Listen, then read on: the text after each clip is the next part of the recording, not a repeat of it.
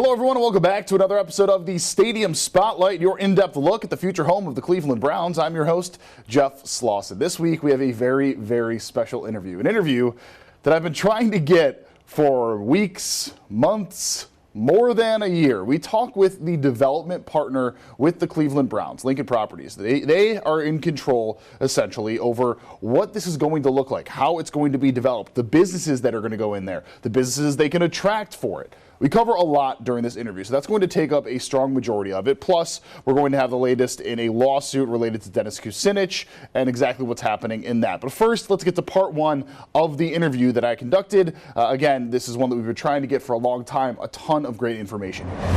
Just to start, let's just cover Lincoln kind of generally here. For the folks that are unfamiliar with what you all do, explain what your job has been, what your relationship has been to the larger projects that you're a part of. Yeah, so we're a full service real estate, 60-plus-year-old real estate company based in Dallas, Texas. We have over 4,000 employees. We operate and manage close to over 700 million square feet. We have a development pipeline of close to $10 to $12 billion at the end of the day. And ultimately, at the core of our business day in, day out is service to our clients. And those clients could be investors, those clients could be property owners, those clients could be large scale corporations where there's real estate needs. At the core, as I say, at the core of our business, it's service. For those that are unfamiliar with the company's relationship with the Browns, if you don't mind, explain that. Yeah, so first of all, it is incredibly privileged to be working with the Haslam family and the Browns organization. We are the master developer there of the new facility and the new project, mixed use project as well.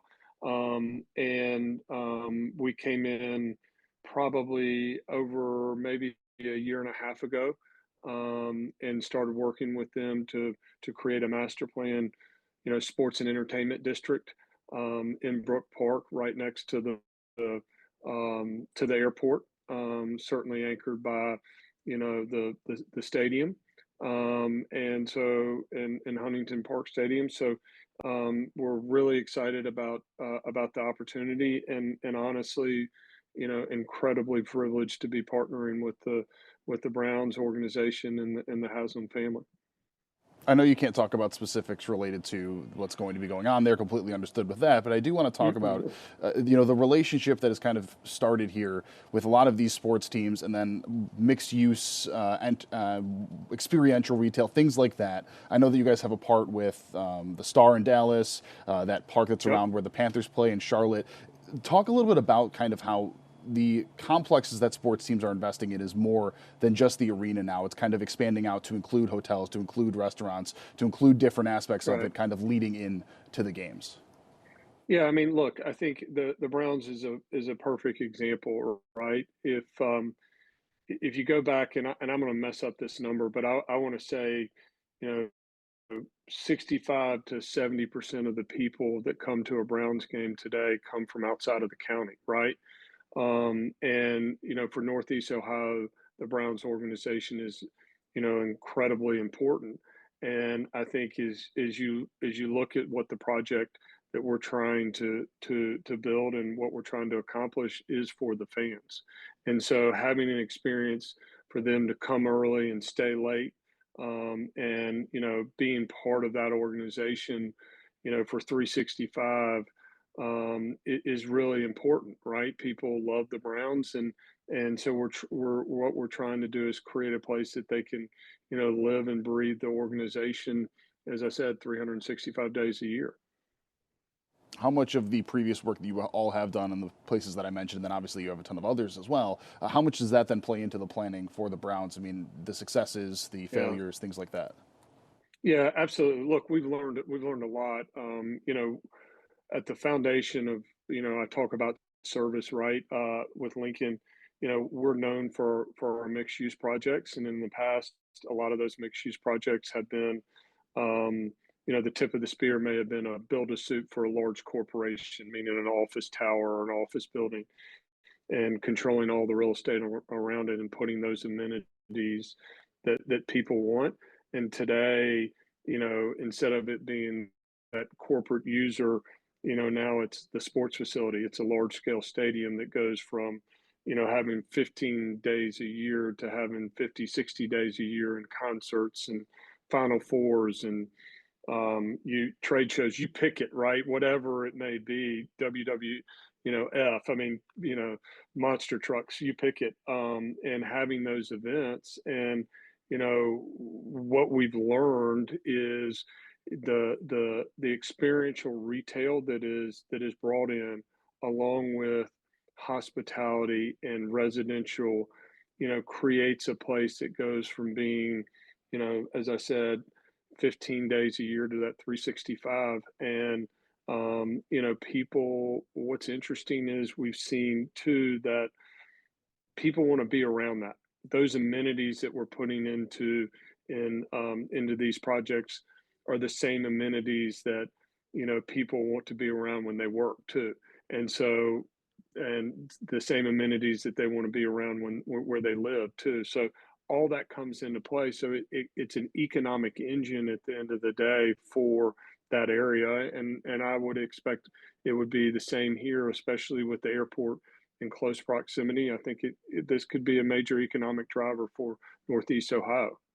Yeah, I mean, a lot of folks around here understand the current Browns facility as, 8 weekends a year. Essentially, you have the preseason games, and then the occasional concert, and that's pretty much it. The trend, it seems to be, is to move towards something that is more all-encompassing. I mean, you look at the New England Right. Patriots complex that they have in Foxborough. You look at the ones that you've worked on. You look at the ones that are currently being built. How important is it to kind of make sure that it does fit in though with the area, with the specific place? I mean, Cleveland's not Dallas. Yeah. Cleveland's Yeah. not North Carolina. How important is it to make sure that it's tailored to fit into the area in which it's actually going? Look, I think anything that we do, whether it is a sports and entertainment district or a building or anything, has to be very corresponded or within the community, right? And we're very focused on that.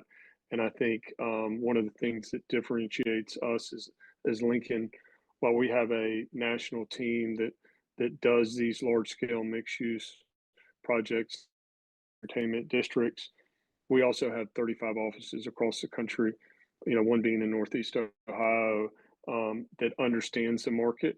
And I would expect us to, I mean, you can already look at what the stadium's going to look like, right?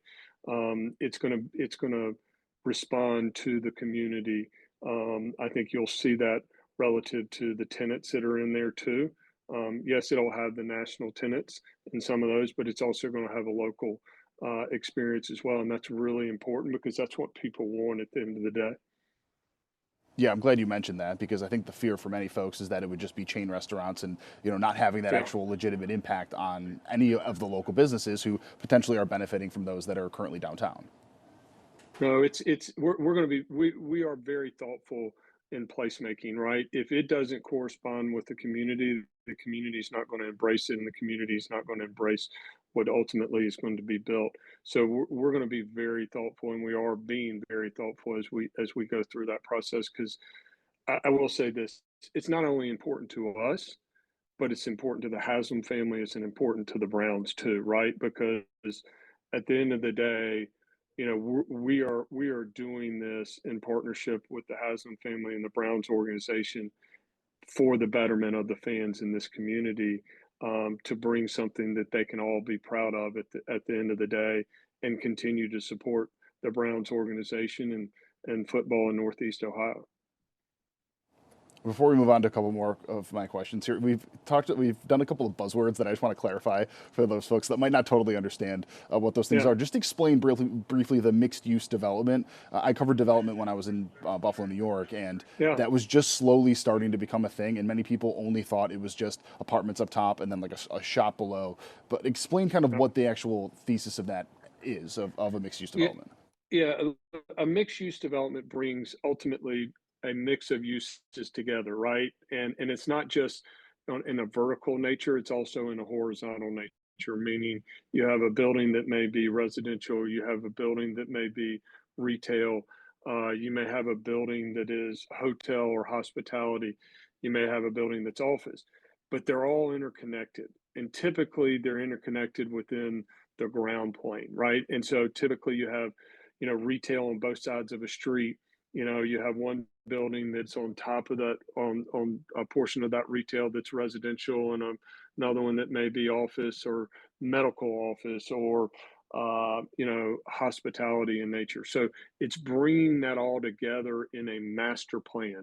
And so you're thinking about the ingress and egress and how that all comes together and moving people through those, through those streets and through those uses at the end of the day. It's building basically a cohesive unit with a bunch of different amenities, right? I mean, you're considering a Totally. ton of different things when you consider putting something in there. Totally, totally. It's oh, it could be anything from four walls to an open area that is that has a. I mean, look, I'm gonna say the Star. Like we have a football field in the middle of the Star here. So it could be a lot of different things, but it's a culmination of ultimately bringing people together and providing those uses that they want to see day in and day out, and those experiences that they want to have. So then, how does that play into when you approach people about potentially having a store there, or when you're coming here and looking into the fact that we have cold, what it feels like 12 months a year? How does that then play into the build out of it, and of course, then approaching certain businesses about joining and paying rent and potentially being there? Totally. Look, we've already had. I mean, you can imagine we've been working on this now over a year and a half. So we've had a lot of conversations already, even with local tenants, what they want to see, how what their experience they want to be, or what they may want to see. And so, look, what's really interesting is we are talking about Cleveland, right? And we are talking about weather, but a lot of people still want to have that indoor outdoor experience. But how do you do that differently today than yesterday? And I think you're going to see probably some things a little bit different, right? And not going into all of it, but we're trying to be very thoughtful about what that experience is in, call it May, June, July, and December, January, February, right? And how those all play in together. And because I think that's really important because we want this to be 365, 24/7, so to speak. Yeah, and for it to work, that can't just be a buzzword. You actually do need the businesses that can succeed all year round. Um, That's right. let's touch on that experiential because I've gotten emails from people that are like, "You're saying it wrong. It's experience. It's experimental." I'm like, "No, it's experiential. There's a difference here." It's just, yes, Explain yes. that difference. Yeah, experiential retail, right, is all about the experience. And I'm gonna use this and just say it very simply. Um, and I'm stealing somebody's quote when I say this. In a digital age, people want an analog experience, right? And by creating retail that may be where you can go in and have a wonderful F&B, but you can also, maybe play a football game, maybe play bowling, maybe do something around golf, maybe something around baseball or racing or whatever it may be, but having an experience that you can do it with your family, your friends, your coworkers, and having that experience of ultimately bringing people together, that is experiential retail, not experiment. Yeah, again, every time I'm like, "No, I promise I'm saying it right." I know Yeah, it sounds potentially different. yeah. Let's You are saying it right. let's move a little bit forward here to kind of the forward thinking on it. You mentioned this a little bit, how you need to think about something that is not going to be basically retreading what's been done previously here. What type of modern trends do you look for? Are you looking at related to your current projects, maybe projects that you're not even working on that are in consideration with something like this for the stadiums? You mentioned how this experiential retail. I'm guessing that's one of the more I guess, modern touches or trends that's starting to appear more and more. What types of things are becoming more Yeah. popular in areas like this? Yeah, I mean, look, the experiential retail is incredibly important. We're fortunate enough where we have a group that we actually is under the Lincoln umbrella called Centennial Retail Group, and they deal a lot in the experiential retail and the placemaking. And what's really important about them is that this is becoming such an important part of a retail experience for people that that there are new evolutions of this, right? If somebody said, we're going to, and I'm gonna say this name because it's not coming to Brook Park, it's actually going to where uh the Cavaliers are, but with Cosm, that is a different experience, right? And there are new experiential retailers coming out, and to have a group that understands the operator and understands what they're trying to do, we're willing to understand that and create a place for them to be. And so I think it's really important as you talk about that experiential retail that um, that you understand those operators and those owners at the end of the day, because you're ultimately building those four walls, and you got to get them to pay rent. So I think as you landscape of all this, I think having and understanding those uses and bringing those uses together is really important.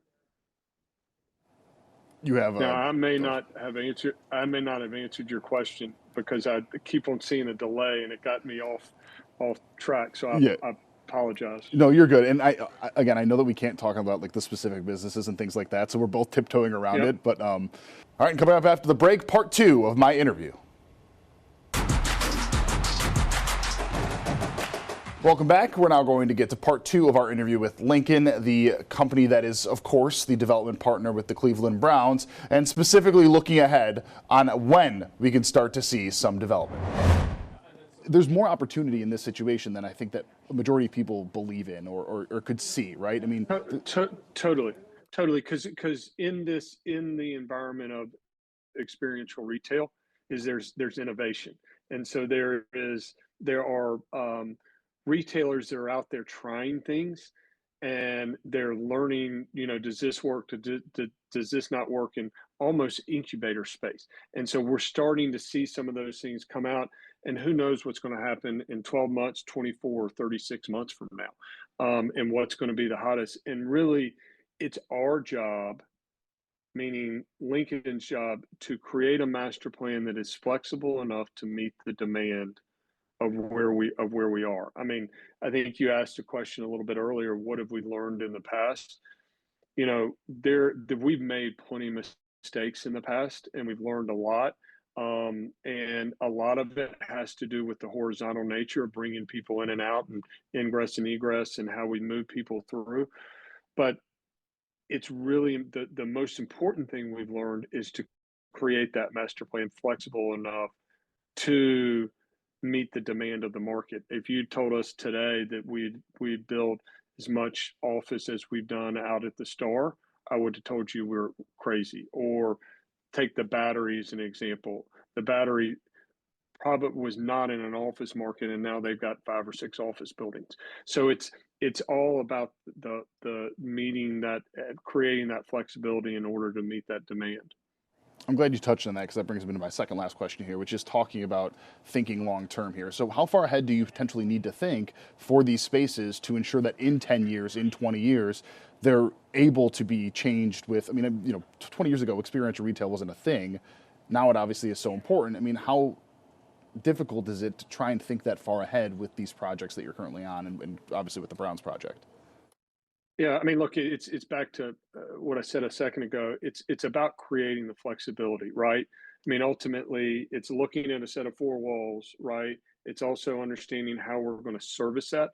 And most people don't think about this relative to F&B or experiential retail or retail. Is you have to service that, right? How are you bringing in the goods? How are you taking out the goods? Where's the trash? All that kind of stuff, the people that are coming there at the forefront. And I know it's a little funny. It's like, how does that work? Meaning, how are you when if they're going to have a good experience when they come in to the project, to parking, to getting out of their car to walking to that experiential retailer, they're going to take the risk to come back and try something new. If that experience is not good, we've all been in a development where parking wasn't good or the ingress and egress wasn't good or whatever it was, and we just go down the street to the next place. So it's making sure you get all that stuff right. The last question I do have for you, this is a blank slate completely. Right now it's a pit. Some of the other projects, I don't know, I'm not obviously super familiar with them, but that Legacy Union one, that's in downtown Charlotte. I'm guessing, you have to worry about limitations in height and width and things like that. This is truly a blank canvas here. What does that do for all of you? How creative does that allow you to be when you have a situation where it literally is just a pit right now and it can be built out, honestly, any way that you guys see fit? Yeah, I would. Number one, I would say there are a couple of parameters that we've got to deal with. Right? Certainly there is height relative to being close proximity to the airport, but I would also say that those same things create an opportunity. I just talked about the airport. Think about it. There is not an airport hotel. There's a huge investment in the airport that's going on, in the not too distant future. So there are some drivers as we think about this and when I say drivers, that are going to lead us to what we believe are the first movers in this project, right? Certainly, we're going to put experiential retail, right? We're going to put, we may put a venue in there, right? There's going to be F&B and there's going to be a local flair. So some of those things are known, and they're going to happen. So I think when you start to look at that, that's sort of your first phase, and then you're going to start to see the market is going to sort of demand what the next, second and third phase is. My last question for you is the one that I ask every single person that I interview, which is if there's anything else that you'd like to add or anything that we didn't touch on that we should have. No, look, I think number one, from the Lincoln property standpoint, we're incredibly honored and privileged to be working, in Northeast Ohio, in Cleveland, at Brook Park, having to get to know the mayor, the public officials there in Brook Park. They've been incredible to work with. And, ultimately, I understand the love and the care that people in Northeast Ohio have for the Browns and the Browns organization. And I only hope that we're able to be part of a team that creates something really special that, the people in Northeast Ohio are proud of. And I do want to thank Jono for his time. Obviously, this was a very, very fortunate interview that we got, and we want to thank him again for giving us that attention. And coming up after the break, an update on a lawsuit and why potentially things could be heading to Ohio's Supreme Court. That after a short break. All right, welcome back. And before we end the show, I want to provide an update on the Dennis Kucinich lawsuit. First, a quick reminder of exactly what happened here.